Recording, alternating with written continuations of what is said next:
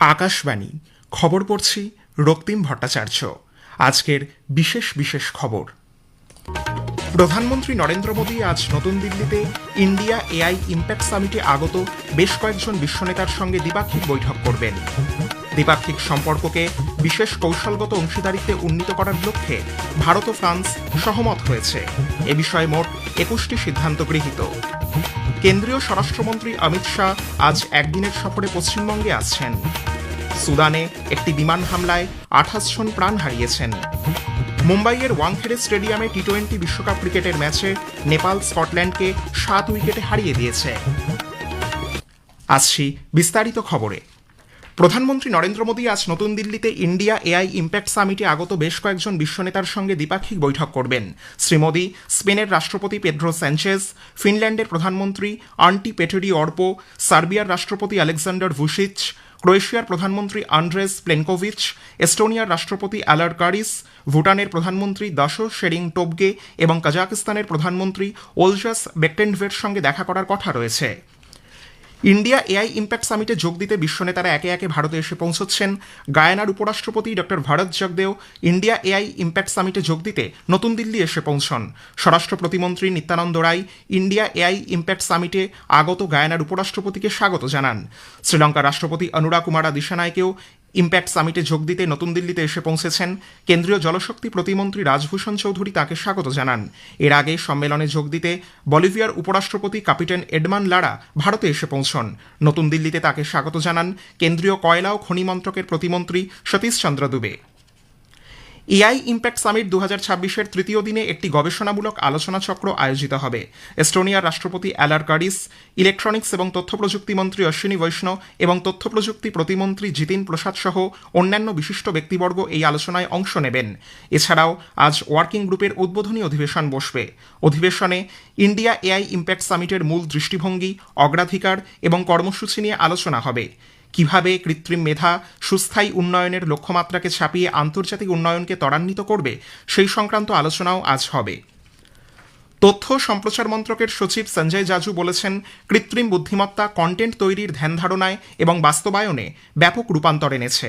নতুন দিল্লিতে India AI impact সামিটে গতকাল আকাশবাণীকে দেওয়া এক সাক্ষাৎকারে শ্রী জাজু বলেন, সৃজনশীল অর্থনীতি বা ক্রিয়েটর ইকোনমিতে কৃত্রিম বুদ্ধিমত্তা অনেক পরিবর্তন এনেছে।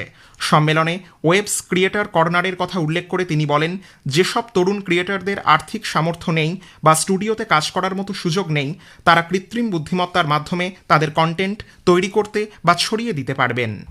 I have seen the kind of films made by young creators who do not have access to funds, who do not have access to studios, and are now able to tell their stories making use of the technologies that are available through AI. So it's a huge positive for the segment, and it is going to democratize storytelling. A lot of our storytellers who were not able to convey their stories for lack of money now can take their stories globally and can further the soft progress for India.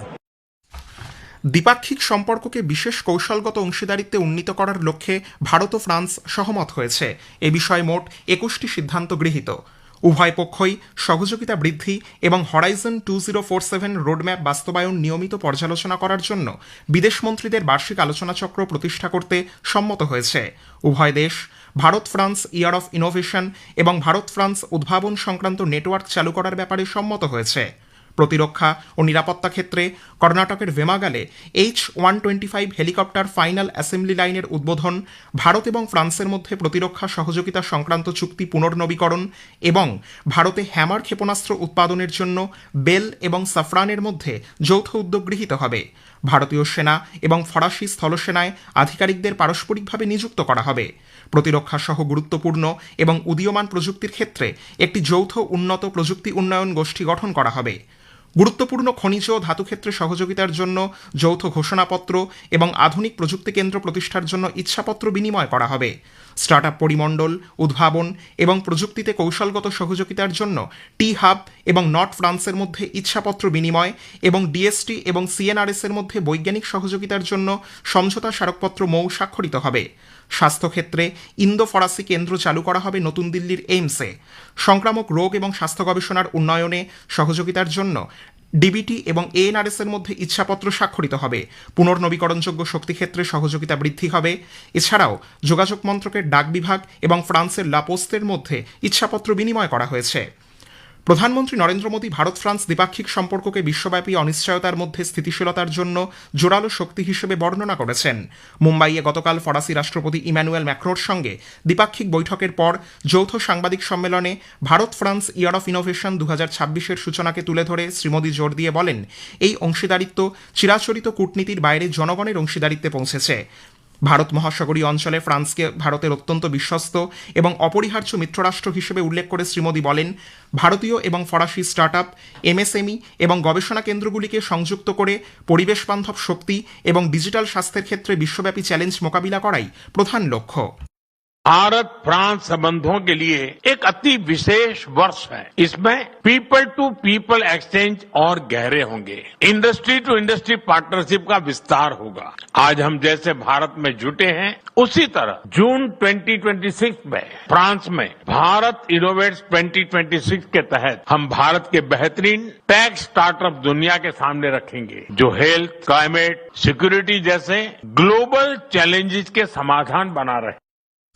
যৌথ সাংবাদিক সম্মেলনে ফরাসি রাষ্ট্রপতি Emmanuel macro বলেন, Bharat France সম্পর্ক পারস্পরিক আস্থার এমন এক স্তরে পৌঁছেছে যা আজকের বিশ্বে অনন্য।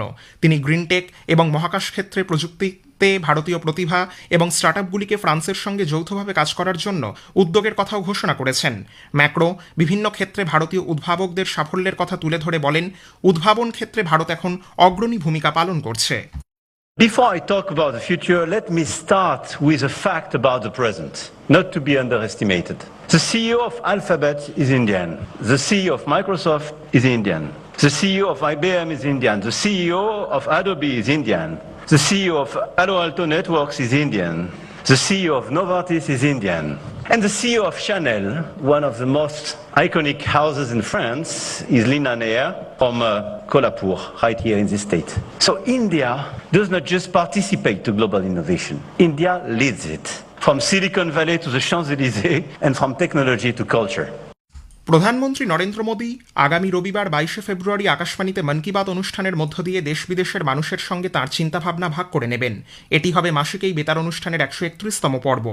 আকাশবাণী ও দূরদর্শনের সবকটি চ্যানেলে সকাল 11টা থেকে এই অনুষ্ঠান শোনা যাবে। আজকের প্রসঙ্গ অনুষ্ঠানে এবারের বিষয়, বিকশিত ভারতের লক্ষ্যে সুস্থ দেশ গড়ে তুলতে All India Institute of Medical সায়েন্সের ভূমিকা। এইমস কল্যাণীর medical superintendent professor doctor Mahua চট্টোপাধ্যায়ের সঙ্গে কথা বলেছেন কাশফিন নাহার। আকাশবাণীর সংবাদ বিভাগ প্রযোজিত অনুষ্ঠানটির দ্বিতীয় পর্ব শুনবেন আজ রাত 9:30টায় গীতাঞ্জলি, ডিটিএইচ বাংলা এবং আকাশবাণী সংবাদ কলকাতা সোশ্যাল মিডিয়া প্ল্যাটফর্মে। খবর শুনছেন আকাশবাণী থেকে। কেন্দ্রীয় স্বরাষ্ট্রমন্ত্রী অমিত শাহ আজ একদিনের সফরে পশ্চিমবঙ্গে আসছেন। কলকাতায় পৌঁছানোর পর শ্রী শাহ শ্রীল ভক্তিসিদ্ধান্ত সরস্বতী ঠাকুরের 152তম জন্মবার্ষিকী উদযাপনের জন্য নদিয়ার মায়াপুরে ইসকনের সদর দপ্তরে যাবেন।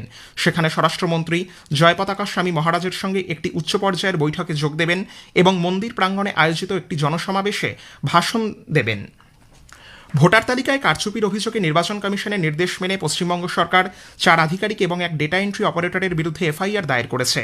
এরা হলেন দক্ষিণ 24 পরগনার বারুইপুরের ইআরও দেবোত্তম দত্ত চৌধুরী, এইআরও তথাগত মণ্ডল, পূর্ব মেদিনীপুরের ময়নার ইআরও বিপ্লব সরকার ও এইআরও সুদীপ্ত দাস এবং ডিইও সুরজিৎ হালদার। সুদানের কর্ডোফান অঞ্চলের একটি বাজারে বিমান হামলায় 28 জন নিহত এবং আরও অনেকে আহত হয়েছেন বলে জানিয়েছে ইমার্জেন্সি লয়ার্স নামে একটি সংস্থা। রবিবার উত্তর কর্ডোফানের সুদ্রি এলাকায় এই হামলার ঘটনা ঘটে। মৃতের সংখ্যা আরও বাড়তে পারে বলে আশঙ্কা করা হচ্ছে। সেনাবাহিনী এই হামলার নেপথ্যে রয়েছে বলে সংস্থাটির দাবি।